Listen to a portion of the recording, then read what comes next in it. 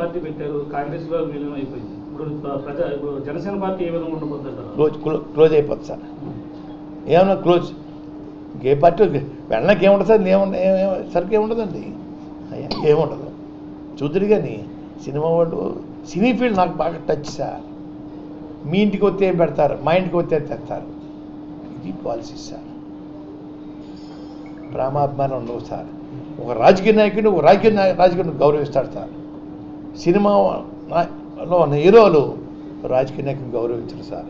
వారు ఏదో అతిథులు అనుకుంటారు సార్. ఏంటి ఎవరికి అతిథులు? ఎవరికి సార్ అతిథులు?